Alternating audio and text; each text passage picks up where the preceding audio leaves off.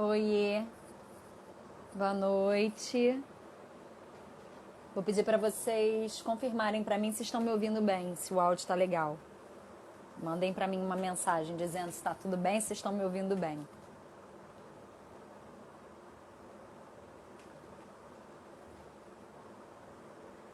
Vamos esperar o pessoal chegar. A Fernandinha já está com a gente. Vou esperar só entrar mais algumas pessoas, porque o Instagram vai mandando mensagem avisando que a gente já está ao vivo.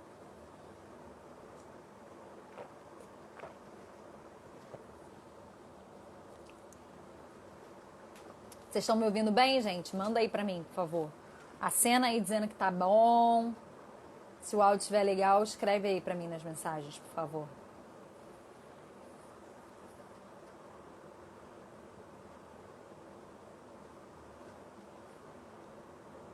Vocês estão me ouvindo, gente?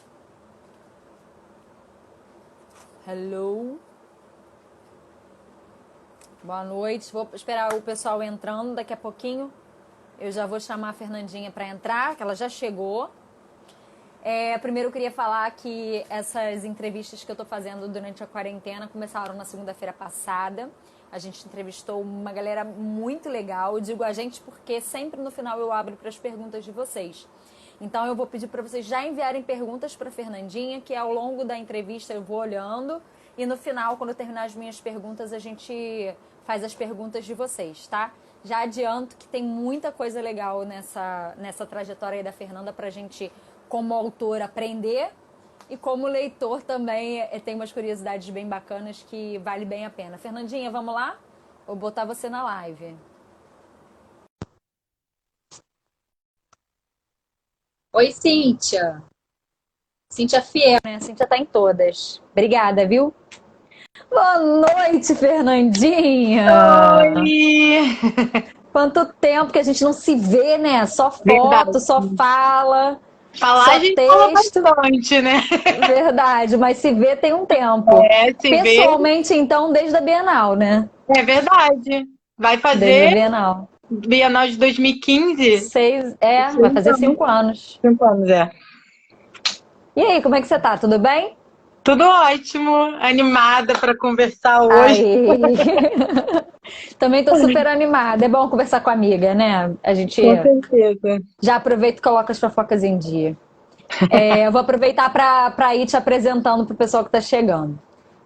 A nossa entrevistada de hoje é jornalista, a gente fez faculdade junto. Engraçado que ontem eu descobri que a Carol também fez faculdade na Estácio, né? Sim, Eu não lembro de ter esbarrado com ela lá, mas pelo tempo que eu fiquei, eu demorei 10 anos para me formar, pelo tempo que eu fiquei lá, eu com certeza estudei com ela em algum momento. Bora lá.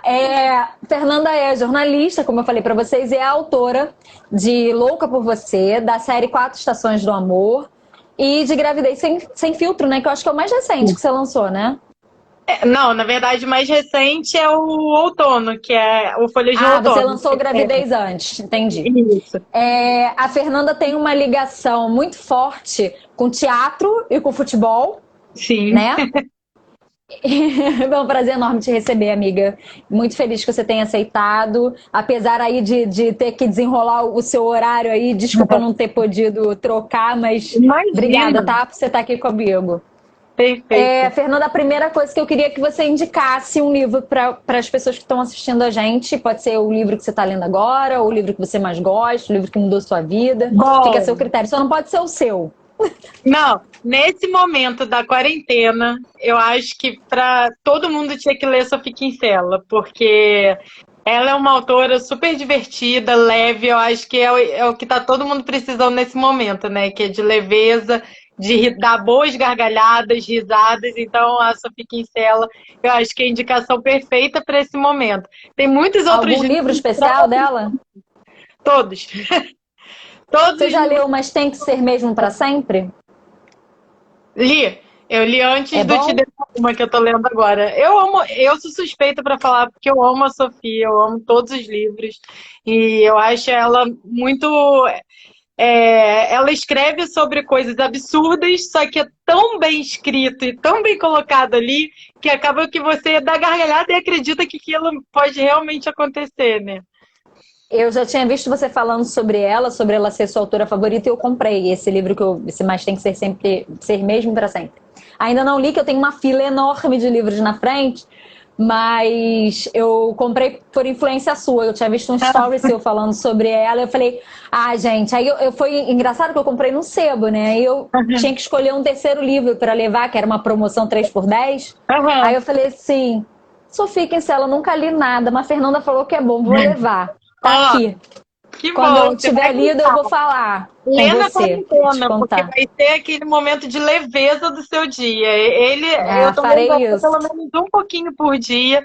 É o último livro que eu ainda não li dela, Eu Te Devo Uma, então eu tô tentando ler devagar, mas ler uma vez Pra não acabar, né? Pô, porque é aquele momento maravilhoso do dia, sabe? Que te dá uma sensação gostosa, assim. Sei. Livro traz Agora me isso pra fala. gente, né? Sim, os livros têm esse poder, né? De tirar a gente desse momento tão esquisito, né? A gente não tem nenhuma perspectiva de futuro no momento, é difícil. Então, assim, quanto mais a gente consegue se destacar, se descolar da realidade por um tempo, melhor, né? Com certeza. Fernanda, me conta como é que é a sua história com livros. Você lia muito quando criança, começou a ler na adolescência? Como é que é essa tua história? A paixão por livro veio desde que eu nasci, porque minha mãe começou a ler para mim antes de eu aprender a ler, né? E ela sempre lia, contava as histórias para mim e deixava muitos livros disponíveis, me levava muito à livraria. Então esse amor já nasceu junto comigo. E foi assim durante quase toda a minha vida, porque na adolescência a gente tem sempre aquela fase meio rebelde, né? E aí eu dei um ano, 2 anos, sei lá, eu dei uma travada de falar que não gostava de ler. Só que minha mãe, para que eu continuasse a ter interesse pelos livros, ela começava a ler em voz alta, de qualquer cômodo da casa, só para eu ter interesse na história e depois pegar o livro para ler. Acabou funcionando. Boa essa tática. Sua mãe foi muito esperta. Sensacional, então, muito legal. Sempre estiveram presentes na minha vida. É bom, muito bom. A sua vida artística começa cedo, né? Você escreveu uma peça de teatro, né? Na verdade foi uma historinha. A Bia Bedran, ela se apresentava, fez uma temporada no Teatro da UF e eu era apaixonada por ela. Eu obriguei minha mãe a me levar.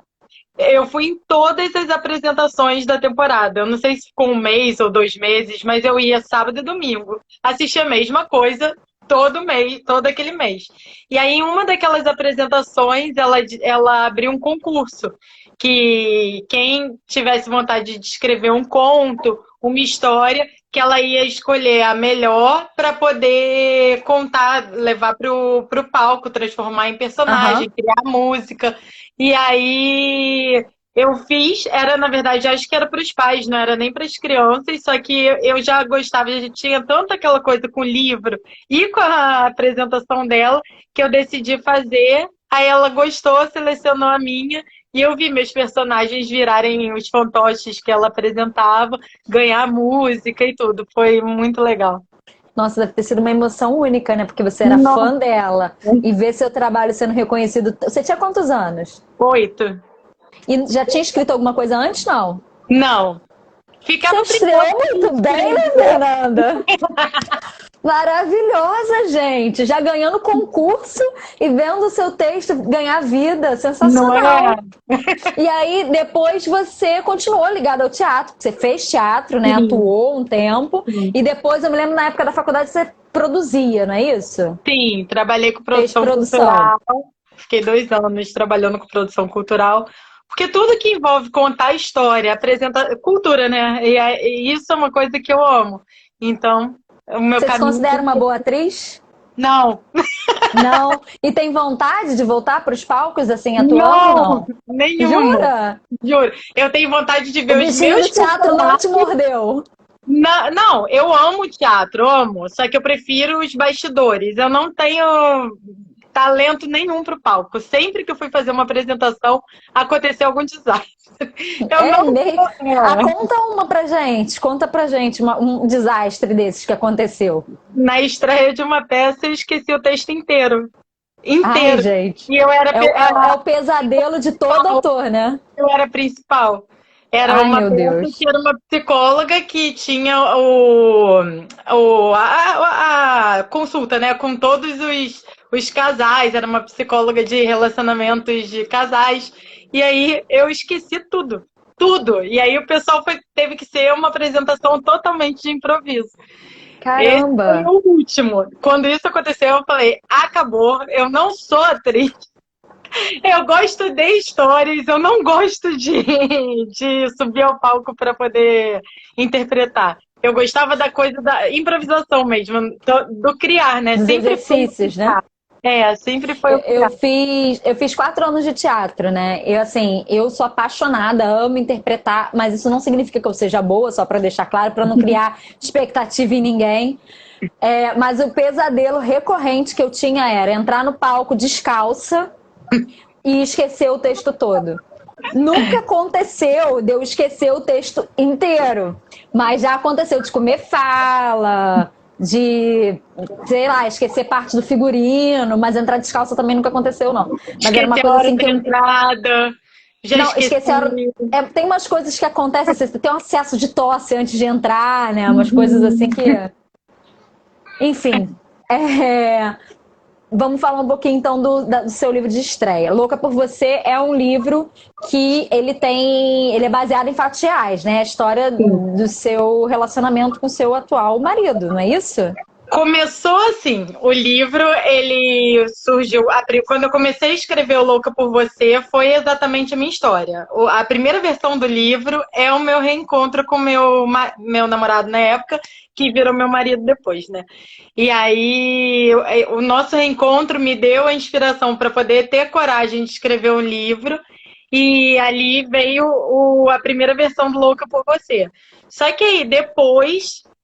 Peraí, deixa eu só fazer uma pergunta. Você escreveu o livro para presentear seu marido, não foi isso? Sim. Não tinha intenção comercial. Não, eu ia dar de presente de Dia dos Namorados.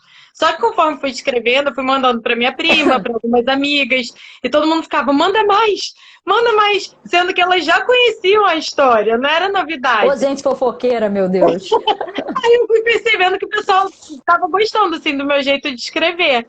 Aí, quando eu terminei o livro, eu gostei do resultado final, falei, bom, acho que eu posso transformar isso em algo muito maior do que um presente de Dia dos Namorados. Dia dos Namorados.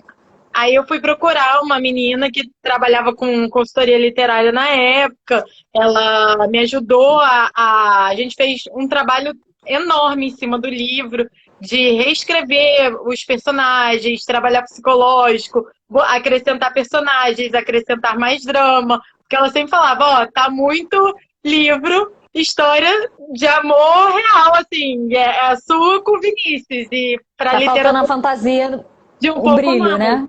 Isso.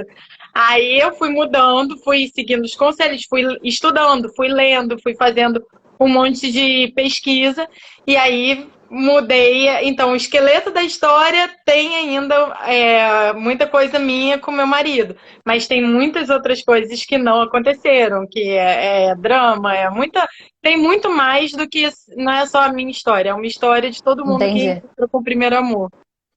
Quanto tempo demorou esse processo de transformar um livro que era presente de Dia dos Namorados em um livro que chegou a ser publicado? Esse processo que eu digo assim, com a assessoria, esse tempo de revisão, de mudança. Foi uma experiência boa para você, enquanto autora, assim, deu para aprender bastante coisa. Foi um crescimento gigantesco. Na época eu nunca tinha escrito, né? Nunca tinha escrito um livro, então já lia muito, só que eu queria aprender um pouco mais de técnica, de tudo mais. Então foi muito importante para o meu crescimento. Mas eu acho que conforme as coisas vão acontecendo, os anos vão passando, as pesquisas, a gente vai amadurecendo a escrita muito mais também, né? Então foi um trabalho de 1 ano, foi bem legal. Foi uma coisa que eu gostei muito de... Você não é uma pessoa ansiosa, é? Muito. Como é que você conseguiu lidar com isso? Porque imagina um ano trabalhando em cima de um projeto que já estava em tese pronto, né? E tendo que lidar com essa coisa de, meu Deus, nunca termina esse trabalho que eu achava que já estava terminado. Como é que lida com isso? Não foi nem assim. Não foi Foi um processo. sofrido? Não, foi um processo que foi bacana, assim. Foi uma coisa que eu não senti, nesse momento eu não senti ansiedade, porque eu não sabia, eu não conhecia nada. Quando eu escrevi o Louca por Você, eu não conhecia nada do mercado editorial, não sabia nem quais editoras existiam, eu só conhecia Rocco. Então eu não conhecia nada, assim, não sabia para qual editora eu podia mandar, não sabia nada. Sabia da Rocco porque um amigo meu tinha publicado por ela, então eu sabia da existência dela, mas não conhecia nenhuma outra editora. Então ainda ia ter que estudar o mercado, tinha que ver como é que era. Então, conforme eu ia trabalhando no livro, eu comecei a pensar também o que eu faria a partir Depois dali, que ele quando ele estivesse estivesse pronto. pronto, né? E o que foi que você fez? Então, eu mandei, a primeira coisa que eu fiz foi mandar para Rocco, que era a editora Era o que seu eu sonho de sabia, consumo, né? era a única que você É, conhecia. na verdade, eu não tinha um sonho assim, quero ser publicada por uma. Desde o início eu queria ter o meu livro pronto. Mas nunca tive um sonho assim, quero ser publicada pela editora X. Porque eu não conhecia mesmo. Aí mandei para Rocco, esperei 6 meses, eles responderam que não tinham interesse no livro. No dia que eu recebi a carta, era por carta na época, né? No dia que eu recebi essa carta, eu estava lendo Querido John. E aí eu fui e peguei o livro e falei, bom, deixa eu ver qual é a editora dele. Aí vi que era Novo Conceito, mandei o meu livro para lá também. Só que eles não pediam exclusividade, porque a Rocco na época pedia. E aí, ao mesmo tempo, eu saí mandando para um monte de editora que eu fui mandando Fernandinha, para lá. você travou aqui, repete. Você enviou, saiu mandando para um monte de editora, é isso? Isso, aí eu saí mandando para várias editoras, depois que. Porque a Rocco era a única que pedia exclusividade. Ela falava que você tinha que enviar, não podia enviar para nenhuma outra E editora esperar. naquele tempo, isso. Aí depois eu saí mandando para várias. Aí uma semana depois que eu tinha enviado, a Novo Século respondeu. Aí falaram que queria o livro e tal. Aí eu nem pensei, não quis esperar mais nada. Falei, eu vou publicar porque o que eu quero é ver o meu livro na mão, né? Eu quero segurar o meu livro na mão. E aí Entendi. foi assim. Aí eu acho que assinei com a Novo Século em março de 2011 e em novembro de 2011 eu lancei meu livro. Foi uma experiência de muito aprendizado, né? Até o livro chegar nas suas mãos e você sofreu no período, tipo, com medo de não vender, com medo de não ir ninguém no lançamento, porque é uma coisa que começar é muito difícil, né? Como é que foi pra você essa parte? O lançamento eu tive medo, mas isso de não vender eu não pensava assim. Eu queria. É porque eu nunca fiz o livro pro outro, assim. Não é que eu nunca fiz o livro eu nunca fiz o livro. A minha ideia, Com assim, quando eu pretensão. publiquei, não foi com pretensão de, eu quero ser best-seller, quero ver. Eu não estava pensando em nada disso, assim. Eu queria que o meu livro voasse. Quanto tempo ia demorar, quantas pessoas iam ler. Eu não ficava muito assim, com medo disso, sabe? Foi uma coisa Uhum. mais de realização. Eu queria ter o meu livro ali publicado, ter o meu livro, segurar o meu livro nas mãos. O lançamento eu já tive o friozinho na barriga maior de pensar, caraca, será que vai aparecer alguém? Quantas pessoas vão aparecer? E aí eu lembro que no dia da noite de autógrafos eu tava tremendo, com um frio na barriga gigantesco. Mas graças a Deus foi lindo o lançamento do livro. É um dos momentos assim que eu me recordo assim, de ficar bem nervosa. Véspera de lançamento, frio na Nem barriga, dormia. estresse. Nem fala comigo, que eu tô soltando fogo pelas ventas. Bom, o seu segundo livro, Ao Verão, eu acho que assim, podia ser chamado de Máquina do Tempo, porque leva a gente lá para adolescência. É assim, você começa a ler batata. Ainda mais quem é do Rio de Janeiro, que tem o hábito de viajar para a região dos lagos, não precisa nem ser Búzios, não. Qualquer lugar da região dos lagos, eu acho que já se identifica. Aham. Me fala assim, esse livro, ele já surgiu como uma trilogia ou foi uma demanda que veio da editora depois? Ele ia ser livro único. Eu escrevi o Alverão para ser só ele. E aí, na primeira reunião que eu fiz na editora, depois que assinei o contrato, que eles tinham lido o livro, o editor falou: não, vamos fazer uma série de 4 livros de todas as estações, você vai escrever. Se vira. Se vira. Aí eu gostei da ideia, fiquei maturando aquela coisa durante um tempo na minha cabeça, né? Pensando, bom, e agora? O que que vai acontecer com o personagem? Como que eu vou fazer essa construção dela? Se vai ser logo depois o outono, se vai ser um ano depois, como que vai ser? E aí eu fui pensando. É, eu quis esperar também, antes de começar a escrever o outono, eu quis esperar o verão ser publicado para ver o que o pessoal ia começar a falar, a pedir, a querer. Na época eu tinha escrito só o primeiro capítulo do Folhas de Outono para já ir na última página, né? Quando acaba o Alverão, tem o primeiro capítulo do Folhas de Outono. Ali foi a única coisa que eu fiz de texto e eu já tinha ideia do que eu queria para a história. Só que eu não escrevi a história porque eu queria ver a reação dos leitores para depois E a construir mesmo expectativa, o né? texto. Então, assim, quando você lançou o Alverão, você já estava na Valentina, né? Na editora Valentina. Isso. E aí você lançou um e-book de Folhas de um Outono pela Valentina, não foi Não, isso? não. O e-book já foi por conta própria. Sim. O Tá. e-book foi. Então, Na época eu ainda tinha contrato com eles.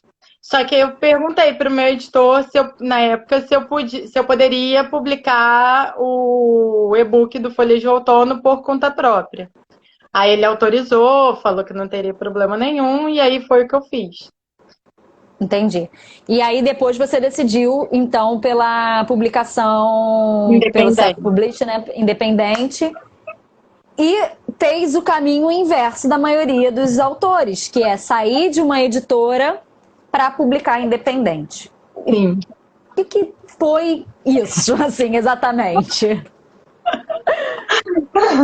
Então, eu comecei a estudar muito a tendência de mercado, o que, que vem por aí para o futuro, como o e-commerce vai crescer, como essa crise literária das livrarias está fechando muita livraria, como que o meu livro ficou durante esses 4 anos na livraria, o que, que fez a venda do livro acontecer, ele estar na livraria foi realmente efetivo para ter a compra do livro. E aí eu comecei a pensar muito assim, porque quando você está em uma editora, é muito bom porque você tem o editor que vai trabalhar no seu texto, tem a editora que faz tudo, né? A capa, a diagramação, você não tem que se preocupar com as coisas. Só que quando você ama muito o que você faz e você quer transformar esse amor em um negócio, você não consegue fazer isso com uma editora porque você ganha só 10%, é o pico aí que você ganha Quando ganha quando 10%, ganha né? de publicação. Então, assim, um livro custa R$ 30, você ganha R$ 3 por livro. E aí, isso para você viver disso como escritor é muito difícil, é praticamente impossível. Só se você é uma pessoa que vende pra caramba.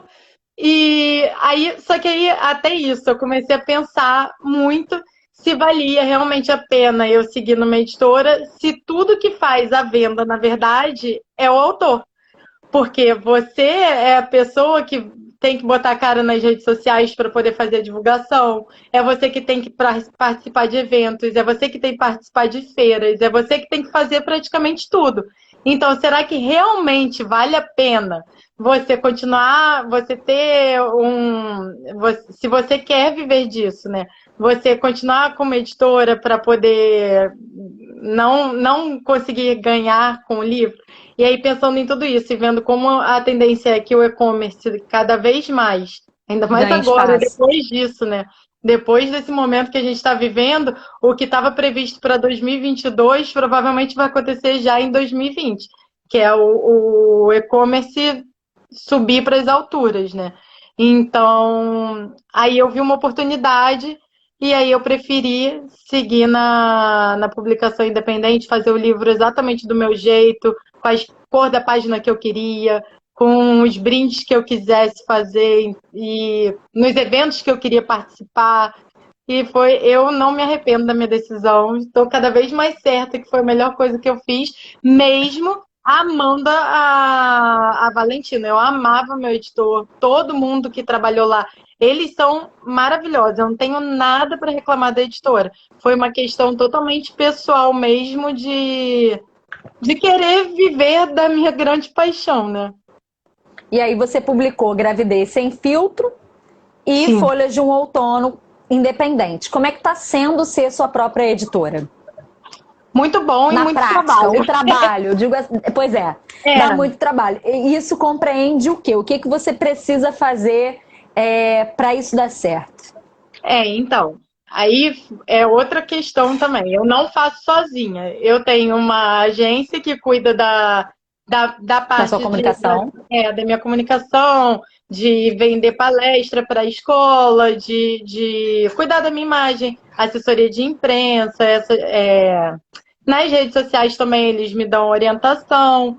E além disso, meu marido me ficou me ajudando, né, trabalhando comigo na parte de construir a minha loja virtual, fazer a parte burocrática de eu virei MEI, eu fiz tudo para ser a minha editora, o meu livro ser realmente uma empresa toda certinha. E aí pensar nos brindes, pensar no que eu queria fazer. O meu envelope é diferente, o envelope que eu mando o livro. Então eu pensei em uma estratégia totalmente minha, assim. Isso foi O maravilhoso. processo é bem personalizado, né? O processo de compra ele é bem personalizado, porque você tem a sua própria loja virtual, Uhum. você envia brindes num Isso. envelope próprio, que tem um questionário para ser respondido, e ainda tem um perfume próprio. Isso. Não, E o feedback.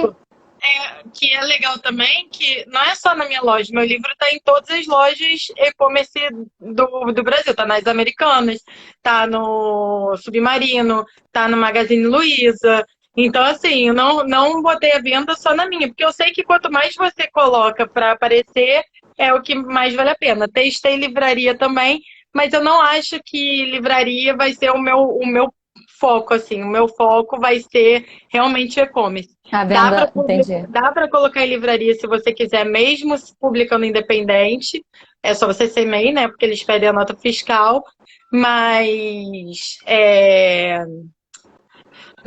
porque muita gente fica pensando, para eu estar em livrarias, preciso estar em uma editora. Não precisa estar em uma editora. Basta você pagar a porcentagem que eles pedem, que eles colocam. Por isso, eu acho que para mim, hoje não vale a pena, entendeu? Eu acho que às vezes vale até colocar em uma livraria ou outra, só para até, porque quando você faz sozinho, ou você contrata uma empresa de logística para você guardar ali o estoque de livros que você fizer, ou aí a estratégia de botar na livraria, de repente, vale a pena também. Você espalha um pouquinho e aí você coloca o seu estoque espalhado por algumas livrarias, né? E aí corre o risco de vender, né? Sim. Com eles guardados em casa já fica mais difícil. Com certeza. Esse Folhas de um Outono saiu com uma tiragem de quantos exemplares? Eu fiz 500. E Gravidez Sem Filtro? Não, Gravidez Sem Filtro, eu ia publicar o físico agora, no Dia das Mães, porque ele só saiu em Você fez e-book. e-book? Mas agora com Corona, eu não sei se vai sair para esse ano ainda ou só para o ano que vem, entendeu? Entendi. Você também auxilia alguns autores, né? Pessoas querem publicar o seu livro, você também faz um trabalho de assessoria. Como é que funciona esse trabalho e como é que ele ajuda? Quem é o perfil do seu cliente? Quem é? Eu pego mais pessoas que tenham algum trabalho de algo que queiram transformar em livro o seu trabalho, o seu negócio. Eu não faço com autores de ficção, eu faço com biografias e histórias de empreendedores. E ficção é um ramo que eu ainda quero pegar, mas eu sou uma só por enquanto, né? Então eu ainda não posso abraçar o mundo. Então, esse é um trabalho muito personalizado, que leva tempo, é muito trabalhoso e eu não consigo pegar a agenda para esse tipo de trabalho, é curtinha, assim, eu pego poucos trabalhos desse no ano. Mas é uma coisa que eu amo fazer, porque essa parte de descobrir histórias, contar histórias, é, é, é a minha paixão, né? É tanto que eu transformo tudo em livro. E aí fazer esse trabalho de consultoria com outras pessoas que não sabem como botar as suas próprias histórias no papel é um trabalho que me realiza tanto quanto escrever a minha própria história. Entendi. E aí, quem quiser, de repente, contratar esse serviço, É só só mandar um direct. manda um direct, pode me chamar no Instagram, pode me chamar no Facebook, pode mandar um e-mail, nandabelém@gmail.com e aí a gente conversa.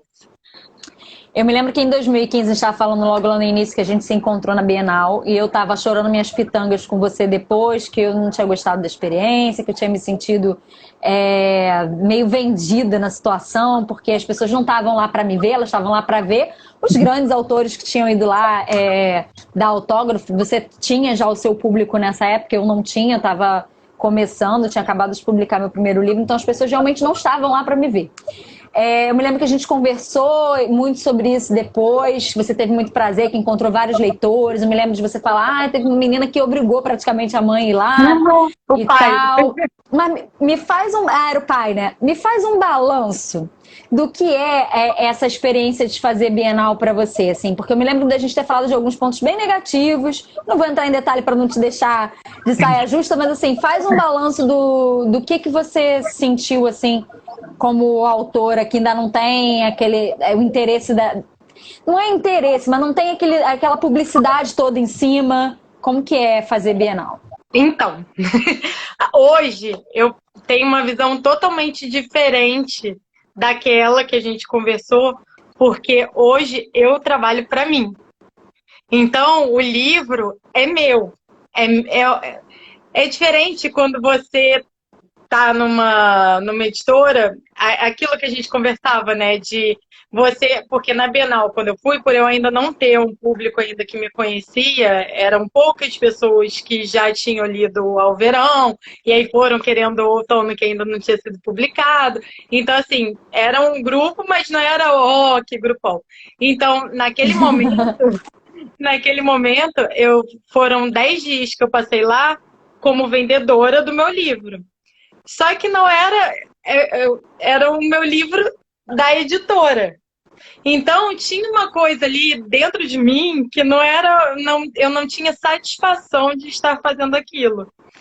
Agora, eu já participei de uma feira, depois que eu publiquei o Folhejo Outono por mim, sozinha, pela minha própria editora, e a vontade de abordar as pessoas, a vontade de falar, a vontade de vender já foi uma coisa infinitamente maior, porque não que eu não acreditasse no Alverão quando eu estava com a editora, mas alguma coisa dentro de mim mudou, assim, virou uma chavinha. Eu acho que também tem uma questão de você...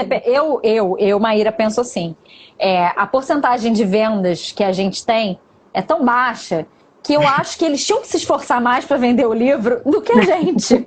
Porque quem ganha, no fim das contas, são eles, entendeu? Sim. E acaba que é muito cômodo você ter a autora que trabalhou, sei lá, 1 ano, 2 para fazer aquele livro, vendendo para você praticamente de graça na feira, acordando, passando 10 dias longe da família, que eu me lembro que você ficou lá na Barra durante todo o período. Então, assim, eu entendo que naquele momento as coisas eram diferentes de fato. Não é que alguma coisa mudou dentro de você, não. É que de fato mudou. As coisas mudaram, a situação inteira mudou. Porque ali você, poxa, mas e eles? Qual a parte deles nesse trabalho, né? E eu não estou falando de uma editora específica, não. Isso é assim com todas as editoras. É muito difícil, a não ser que você esteja vendendo. Na verdade, é que eles apostaram em você e eles fizeram um trabalho para você. É uma parte muito importante. Sim, sem dúvida. Senão a gente não ficava correndo atrás de editora tanto tempo, né? Exatamente. Só que a partir do momento que você começa a pensar, né, de uma maneira diferente, isso fica mesmo uma coisa meio... né, pô, 10 dias. E eu lembro que uma coisa que me incomodou muito naquela Bienal, que foi quando eu decidi mesmo que eu ia fazer sozinha. Eu já, um ano antes, eu já tinha pensado que eu não queria continuar com a editora.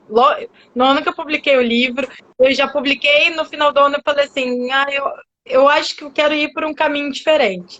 E na Bienal, eu fiquei 10 dias, a Bienal eram 14, né? E eu lembro que uma pessoa não era da editora, não era nenhum funcionário da editora, nem meu editor, nem nada, mas uma pessoa questionou por que eu não estava os 14 dias da Bienal lá, porque um autor iniciante precisa estar todos os dias na Bienal para poder vender o seu próprio livro.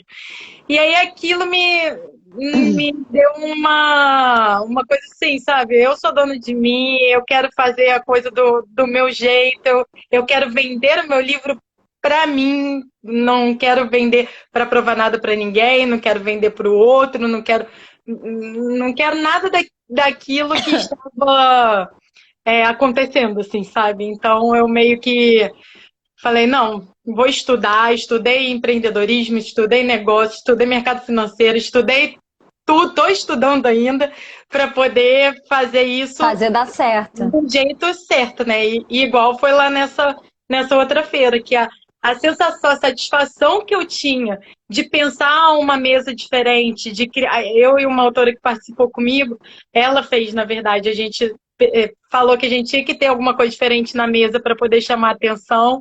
E aí Que ela foi uma sacada de mestre. ela super habilidosa fez uma árvore do livro. Todo mundo na feira foi tirar foto e os nossos livros pendurados na árvore. Então, pensar nesse tipo de coisa, a gente pensa quando o negócio é nosso, né?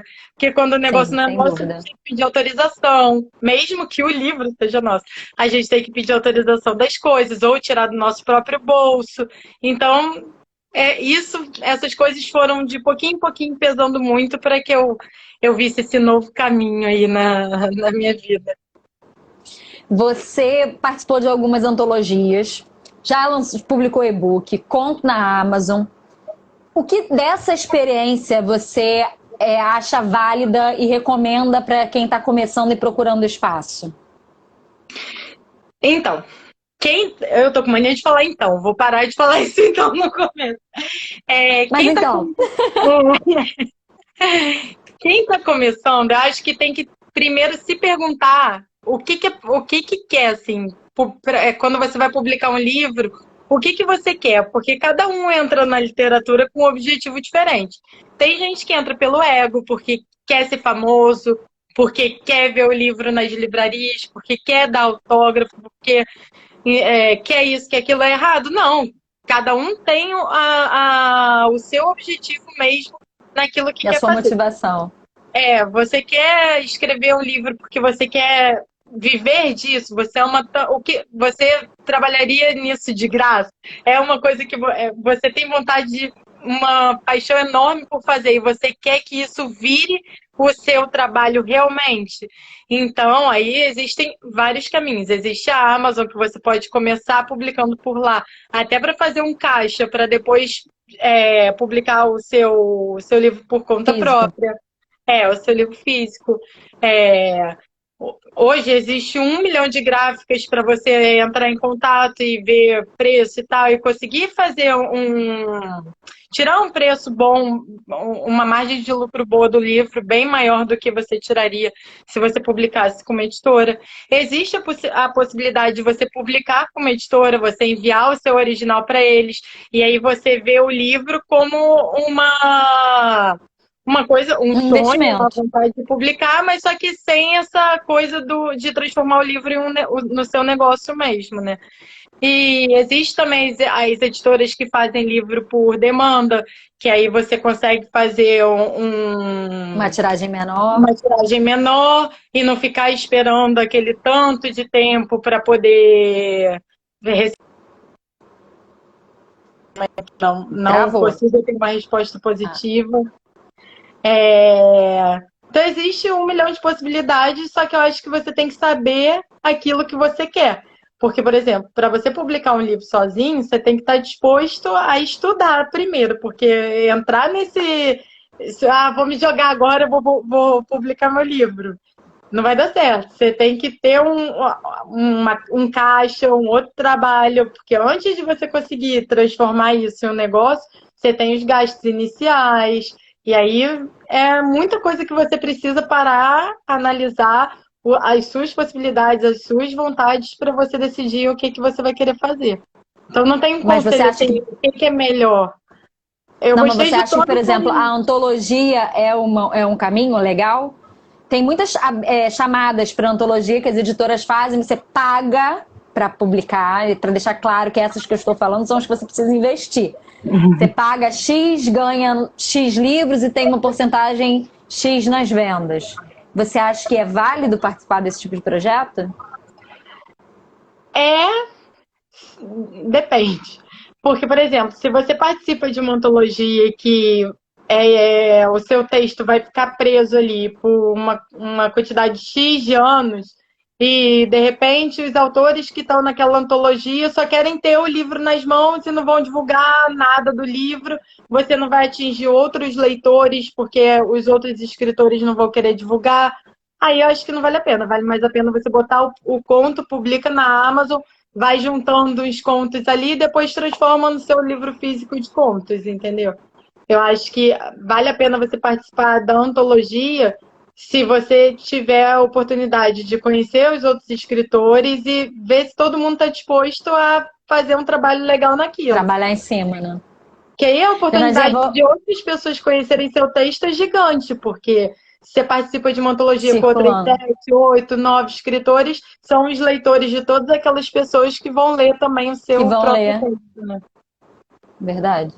Vamos ver o que o pessoal tá falando? O que tem de pergunta aqui para você? Pessoal, quiser mandar pergunta para Fernanda, dá tempo, tá? Ai, ai, ai, Belém no nome, gente boníssima, disse a Cíntia Chagas. Boa noite, Marcos. A Cíntia tá falando que também tinha uma fila enorme de livros. Um O monte de Marcos tá gente falando... colocando a fila para andar nessa quarentena, né? É mesmo. Peraí que o Marcos tinha feito uma pergunta e eu perdi. Peraí. Calma aí, Marcos. Estou procurando sua pergunta aqui. Tava no meu dedo, escorregou aqui. Aqui. Pelo que eu vi no seu perfil, você escreve romances de entretenimento. Não sei se classifica assim. Qual os preconceitos sofridos no seu gênero, por exemplo, quando comparado com a leitura clássica? Já aconteceu alguma coisa assim de preconceito com você? Não, muito pelo contrário. Eu tive uma abertura muito grande nas escolas, porque tanto que duas escolas do Rio, três escolas do Rio adotaram o meu livro para ser lido, porque ele tem uma linguagem que faz os adolescentes gostarem e começarem a ler, muitas vezes, começarem a ter o prazer da leitura pelo meu livro. Então, eu nunca tive nunca sofri nenhum tipo de preconceito Tipo pelo tipo de de... livro que eu escrevo. Nunca sofri e Sim. ainda tive essa abertura das escolas, que foi maravilhoso receber também o recado dos alunos falando que começaram a ler pelo meu livro. Porque Ah, é plantar a uma semente da delícia ver isso, leitura né? nesse país que quase não lê é maravilhoso, né?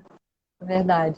Cíntia, na hora que a gente estava falando, que você estava contando sobre a sua mãe, que lia em voz alta, ela comentou que ambiente favorável é tudo.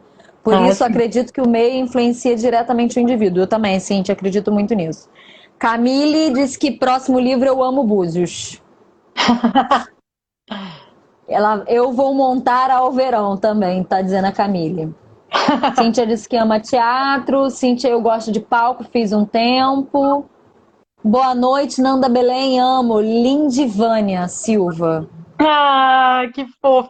Ela é Cíntia uma tá que eu falando. tive a oportunidade de conhecer ainda pessoalmente. Ela é uma leitora minha. Não lembro o lugar que ela mora, mas é longe daqui do Rio. E eu quero ter a Escreve aí, oportunidade Lindivânia, de de onde você é, pra abraçar. gente ver. Ainda quero ter a oportunidade de abraçar ela em algum evento, que a gente se conheceu pela literatura. Ela começou a ler meus livros e ela começou a espalhar os meus livros entre as amigas dela, no lugar que ela mora. Então, o carinho que eu recebo dela é incrível. Praticamente uma garota propaganda. Melhor tipo de É leitor que um tem é amor! esse. Melhor tipo de leitor. Cíntia tá perguntando como assim descalço. Eu sonhava que entrava no palco para fazer a peça sem os sapatos da personagem. Sonhava isso direto. Boa noite, Tanto. Tanto foi o entrevistado de segunda-feira, querido. Foi maravilhoso, inclusive. O Marcos está falando, eu gosto de dramaturgia, a escrita, mas já atuou. Oiê, spoiler não. Acho que tá falando alguma coisa de alguma coisa que você falou aí dos seus livros. Uhum. Que massa, não sabia dessa história do Louca por Você, disse a Lindivânia. Que história interessante, escrito por uma quadrilha. Peraí. Márcia Rubim falou que foi no seu lançamento. Cíntia tá falando que ler e escrever, acha que caminham juntos no processo de amadurecimento da escrita, Fernanda? Ou acha que um ou outro prevalece mais nessa dinâmica? Não peguei a pergunta. Repete, por favor. Ler e escrever, você acha que caminham juntos no processo de amadurecimento da escrita? Ou acha que um ou outro prevalece mais nessa dinâmica? Não, eu acho que todo bom autor é um bom leitor. Tem que ler muito antes de começar a escrever. Tem que ler muito todo tipo de gênero literário para você conseguir colocar ali amadurecer mesmo na escrita, né? Eu acho que é muito importante você ler um pouco de tudo e conhecer vários autores nacionais, internacionais, não só americanos, mas dos mais diversos países, para você... Eu leio muita coisa da Escócia, da Irlanda, da Inglaterra. Descobri muitos autores maravilhosos, assim. É, né? A Bia tá perguntando quando vai sair o terceiro livro das Estações do Amor. Ia sair agora, o inverno. Ia sair dia 21 de junho, que é exatamente quando começa o livro. Mas tudo vai depender de como vão me seguir nesse período. Porque tem o tempo de enviar para a gráfica, da pessoa da gráfica conseguir me mandar, e a gráfica não tá com todas as pessoas trabalhando lá. Então, vai depender muito tudo dessa depende. A gente está vivendo um momento muito incerto, né? Falar em datas, em planos para 2020 está difícil, porque atrasa tudo esse tempo que a gente está em casa. Sim. Embora, assim, tem muita gente que está produzindo muito, né? Eu estou produzindo muito, felizmente. Mas tem gente que não tem como. Então, aí as coisas dão uma travada e isso atrasa todo o processo, né? Sim. A Cíntia está perguntando se... Achei muito interessante essa pergunta, Cíntia, maravilhosa. Vocês acham que as pessoas leem história ou escritores? O que você acha, Fernanda? Isso é uma coisa que é outra coisa que vai lá no fundo do meu ser, assim. Tem uma autora, esqueci o nome dela, Helena, esqueci o nome, é uma italiana, que falam que nem é autora, que é homem, e que ela fala que ela não quer aparecer, ela não dá entrevistas, ela nunca apareceu, ninguém sabe o rosto dessa pessoa, porque ela acha que os livros não precisam que o autor apareça, os livros devem seguir sozinhos. Isso era uma coisa que eu queria muito que acontecesse, assim, que fosse muito mais a história. Um indicar para o outro pela história do que eu, às vezes, ter que ficar aparecendo e falando e fazendo isso e fazendo aquilo para que as pessoas conhecessem o livro. Então, eu sei que esse caminho do escritor, de ter que aparecer, de você pegar a história e a história ir pela história, é um pouco mais demorada, porque vai conforme os leitores vão descobrindo, né? Mas isso eu nunca vi antigamente, eu nunca pegava um livro pelo autor. Eu pegava um livro pela história que eu lia na quarta capa. Às vezes eu não sabia nem quem era aquela pessoa, de onde era aquela pessoa. Mas a sinopse chamou a minha atenção, eu ia lá e li o livro. Eu nunca fui atrás de... deixa eu ver a cara. Minha autora favorita, eu nem sabia quem ela era, eu não sabia nada sobre ela. Mas ficava apaixonada. Você lia, mas quando ela lança um livro, você compra, independente da história. Sim. Então já caiu por terra. E o filho dela também. Quando o filho dela foi escrever também, eu comprei os livros do filho. Não, isso tá vendo? Sim, mas eu digo mais essa questão do autor pop, assim, o autor celebridade. Eu acho que um autor não precisa ser a celebridade. Então, eu vou fazer um contraponto. Vou fazer um contraponto. Primeiro que não mostrar a cara já é um golpe de marketing fantástico, que a gente não estaria falando dela aqui se ela tivesse mostrado o rosto, concorda? Sim. A gente nem teria levantado essa lebre aqui na live. E eu leio muito os autores. Por exemplo, Carlos Heitor Coni, para mim, assim, sempre foi... Ele e o Pedro Bandeira sempre foram os meus autores de cabeceira, os meus favoritos. Então, assim, eu leio praticamente tudo que eu encontro do Carlos Heitor Coni. E o Pedro Bandeira foi muito assim durante muito tempo na minha adolescência. Então eu encontrei, é quase um pecado dizer isso, mas eu encontrei alguns textos do Carlos Heitor Coni que eu não gostei, livros que não eram histórias que me interessavam. E eu li mesmo assim. E eu me forcei a acabar e no final falei, gente, mas não pode ter sido ruim, eu que tô com algum problema, porque é o Carlos Heitor Coni, entende? Pra mim tinha uma coisa de muito fã. Então eu li muito durante muito tempo da minha vida o autor e não a história. Aí inventaram um negócio chamado loja de livro a R$10. Você chega na loja, cada capa maravilhosa, linda, e o livro custa R$10. Você fala, gente, eu não consigo nunca fazer um livro a R$10 na minha vida. Como é que eles conseguem vender um livro a R$10? E aí você não conhece o autor, porque muitas vezes são autores estrangeiros que não tem muita publicidade aqui no Brasil, que são da Escócia, da Irlanda, até americanos também. E aí você... e tem vários lugares. Ó, tem os últimos eu comprei no Nova América, aqui no Rio. Mas depois eu te falo onde tem mais. E aí eu tô com uma pilha deles aqui na minha frente. E aí eu chego, olho a capa, porque eu sou a pessoa que compra livro pela capa sim. Acho que a capa bonita é o primeiro chamariz na compra do livro. Depois eu olho a sinopse, olho o nome do autor, que se eu não conhecer, mas gosto da sinopse, eu compro o livro. Mesmo assim. Mas durante muito tempo da minha vida, e até hoje, se um autor que eu gosto muito lança um livro novo, eu não quero nem saber o que ele está falando, eu quero aquele livro. Entendeu? Acho que tem muito disso, de o livro vender por quem escreveu o livro. Deixa eu ver mais o que tem aqui. A Cíntia quer saber como é que você escolhe nome de livro. Como é que é esse processo para você? Isso é muito difícil. Isso e escrever sinopse. Para mim é muito mais difícil do que escrever o livro. Às vezes eu demoro mais tempo. Concordo muito. Cara, é muito difícil. O meu livro do inverno tá pronto e eu não tenho título. Não tem título ainda? Faz uma enquete, boba. Tem livro, fiz enquete. Já fiz enquete. Bota seus leitores para trabalharem. O pessoal já deu nome, eu fiz uma enquete com os nomes que deram. Aí ficou uma confusão que um aprovava um, não gostava do outro. Não, o livro do inverno ainda está temporariamente sem título. É muito difícil escolher título de livro. Eu também tenho muita dificuldade. E não gosto nunca. Tem um dia que você sonha com o nome e você fala, é esse. Aí vai.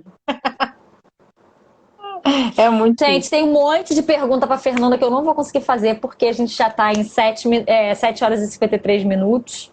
E daqui a pouco o Instagram vai derrubar a gente. Eu não vou conseguir fazer todas as perguntas, infelizmente. Eu vou fazer mais duas aqui que eu acho que dá tempo, tá? A Cíntia está querendo saber como selecionar as ideias para que a escrita de fato aconteça. Porque ela disse que tem ideia demais e aí acaba não saindo nada.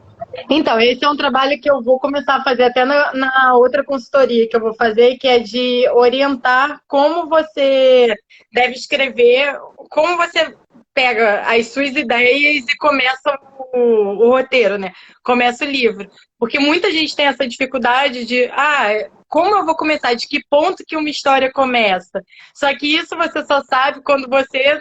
É quase uma sessão de análise. Você senta, você conversa ali com os seus personagens, você conversa com a história, você vai anotando todas aquelas ideias e você vai vendo de que maneira que aquilo pode começar, ter um meio e ter um final. Mas isso não é um processo fácil. Assim, eu tenho essa ideia, vou pegar essa ideia, vou colocar aqui no papel e vai virar um livro. Não dá para ser assim. Não é linear assim. Não é. Tudo é um processo. Então você tem que sentar, você tem que pensar, você tem que colocar ali no papel e aí você estrutura. E aquele roteiro que você faz no primeiro momento provavelmente não é o roteiro final do seu livro, mas é aquilo que vai te dar um norte de como funciona a história, né? A história como um todo. Aproveitando esse seu gancho, você faz todo o arco da história antes de começar a escrever? Você tem uma organização para escrever a história ou você sempre escreve?